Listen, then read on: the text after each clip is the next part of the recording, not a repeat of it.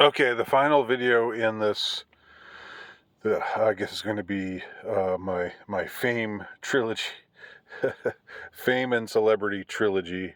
Um, kind of my rambling uh, thoughts. The at the end of the last video, I said I was racking my brain trying to think, do I know famous people? Like, do I have? And I can think of famous people that I saw on certain occasions, but but did I know anybody who was unfamous and then became famous? But I knew them before they were famous, and it turns out that I actually did, sort of. These guys are not like the epitome of fame. They were kind of a flash in the pan, fame wise, but they did have their moment in the sun. You might or might not remember them if you're old enough. Um, but in the early to mid '90s, I was in a band, and we played some Atlanta gigs, some gigs around Atlanta, the Atlanta scene. Um, you can look up "Lana Becomes a Man." That was our name. You can and see us performing. Still up on YouTube. You can see the 23, 24, 25-year-old me, the young strapping the strapping youth that I was at the time. Um, so during this time when I was in this band, we started off at first doing some open mic nights, because at first there were only two of us who were around, and we weren't really a full band yet. Um, one one guy who joined our who joined the band later was still away at college, finishing up his final year of college. So it was just me and this other guy, and we thought, as a way of getting started, we'll do open mic nights. And when you do open mic nights, they give you like a chance to do 3 or 4 songs. At least that was how it worked back then. I don't know if these things still go on. I'm sure they probably do. Um, so so we played a few of those and went to different clubs, and sometimes did well, sometimes didn't do so well. But there were a few other bands and performer and just individual performers on this open mic circuit, who were also just who would also show up regularly at these events, and so we kind of got to know some of those other people, and they kind of got to know us a little bit. Um, and one of the performers were these two guys they called their band Durable Fig Leaf. Durable Fig Leaf. Something very '90s about that name. And they were like two good looking guys. They were nice. They were a little schmoozy. Uh, but I think they were genuinely nice guys. And they did these kind of folky sounding songs, and they harmonized. It was sort of a little bit, I don't know, like the male Indigo Girls, a little bit like that. And we knew them as Durable Fig Leaf, and they knew us, and they would come, they would respond to our songs. They would cheer for us, and we would cheer for them, even though I don't think I was a big fan of their music, but I was still, you know, they were nice to us, so I was going to be nice to them too. So that was that was early to mid '90s when we were first we started doing open mic nights, and then we actually had some shows that we did, and this lasted for a couple of years before, for any number of reasons, we split up. We ceased to be a band anymore. In 1996, and around that time was when I went off to graduate school. So fast forward a couple of years. Okay, it's 1998, I think, and this new band, this new duo has got this hit that's racing up the charts, and they're called Evan and Jared. Evan and Jared. And their song, they've got this song. It doesn't sound like the Indigo Girls anymore. It's just it's like what do I compare it to? I mean, it sounds like something. It sounds like a song that you would hear played on one of those late '90s shows like Party of Five, or one of those like Fox dramas. Felicity. I don't know.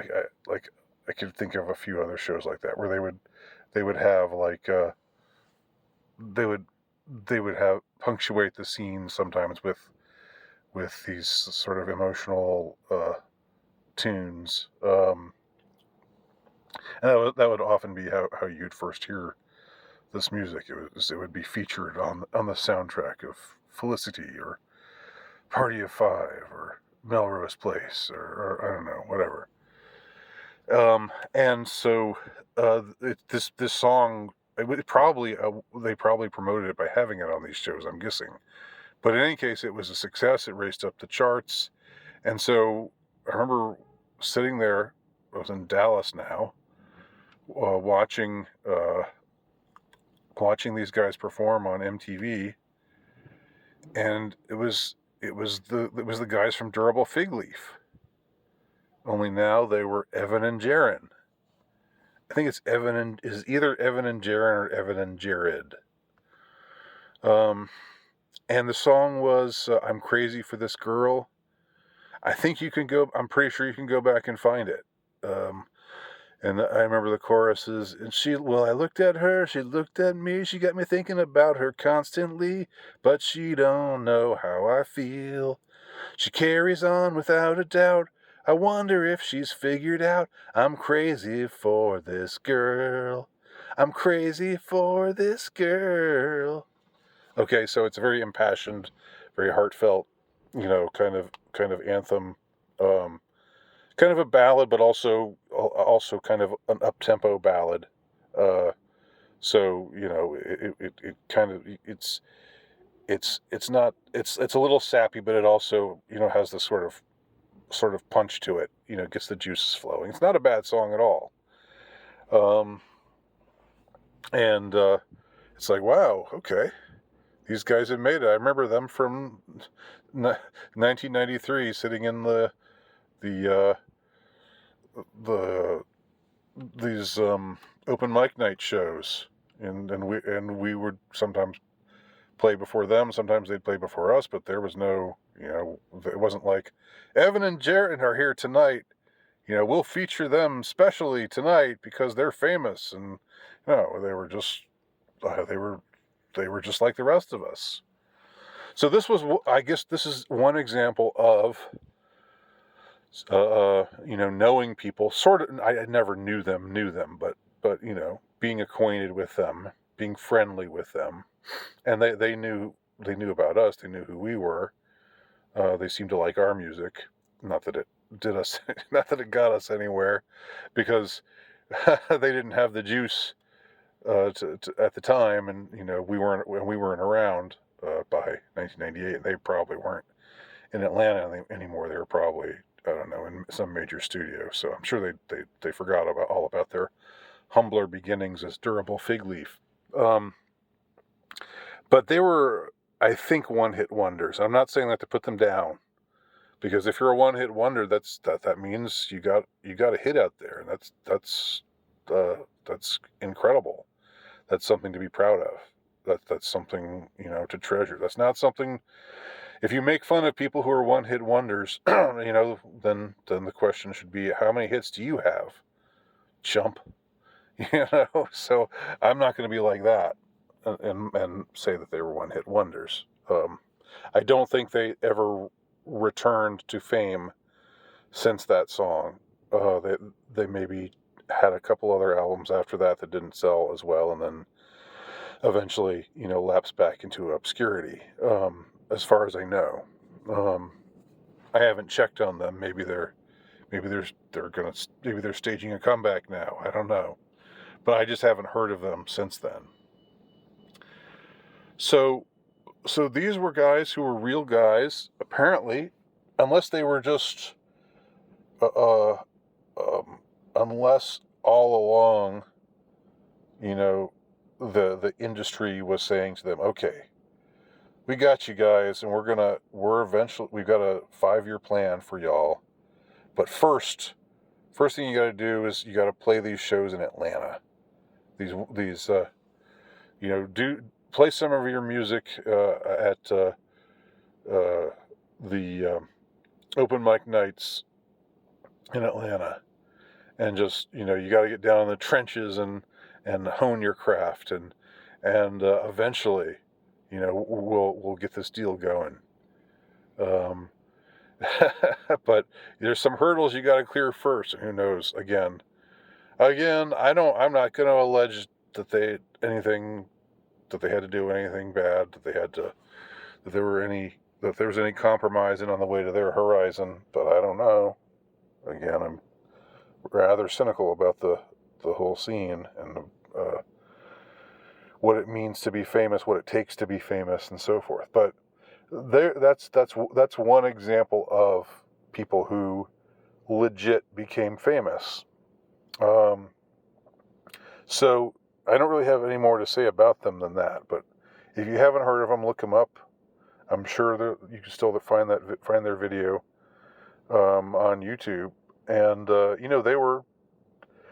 they had like they were playing on what was it, it was the show TRL,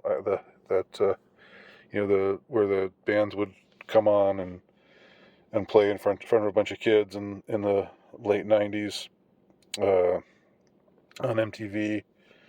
They were there. They had a music video that looked like it was made by a major producer with. It looked like they had money behind it, and so that was them. I don't really have anything more to say about it than that. But I don't know whether that refutes anything I said before or what. But I mean, to all appearances, they just seemed like normal guys who were strumming their guitars and doing the same unglamorous stuff that we were doing. But they had their moment in the sun. So, why? Why them? Why them and not us? No, I'm not. I'm not really asking that. I don't really think that way. Although it's a good question. It is a good question now so maybe I am asking that. I don't know. Thanks for watching. I think I'm done with this subject now. Please leave your comments below and leave a thumbs up to signify that you watched it through to the end, because I am curious to know how many people actually watched it through to the end. Talk to y'all soon.